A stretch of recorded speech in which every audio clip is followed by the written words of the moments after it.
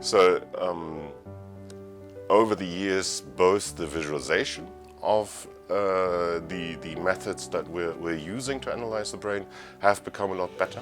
So we have more computational power to make nicer pictures.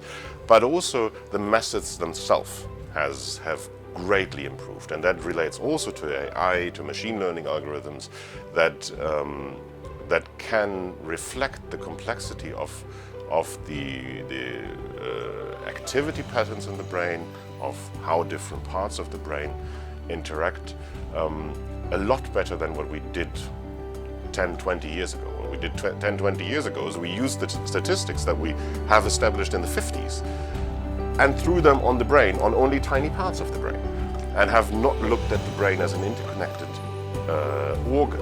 And this is what I think is in modern analysis way better reflected, that we look at the brain as a whole, and we look at the brain as one organ that has that interaction with each other, and only from these interactions does the brain support my language.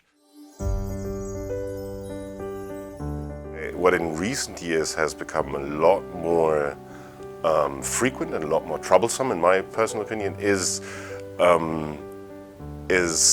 like social media, where experts in certain domains, like food experts, that are maybe very good in their knowledge about food or in their knowledge about interventions, start talking about this is the perfect diet, this is the perfect interventions, this is how you should use your brain, or this is how you should act because you use your brain in the best way. This is what I currently see as the biggest problem, because it has a lot of reach. These people seem like they are authorities in their area, but usually they don't understand the brain very well. And to be honest, we as researchers also don't understand it very well.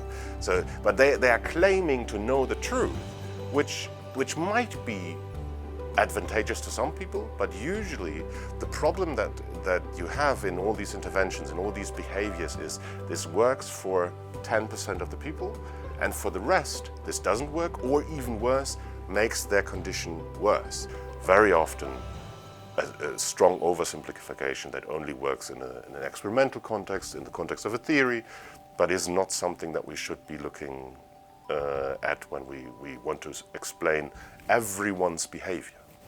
And that is especially if you look at gut-brain. We do not have a lot of good research in humans. We have a lot of research in animals. We have a lot of good ideas how the interaction might work, but we do not have proof of interventions in humans yet.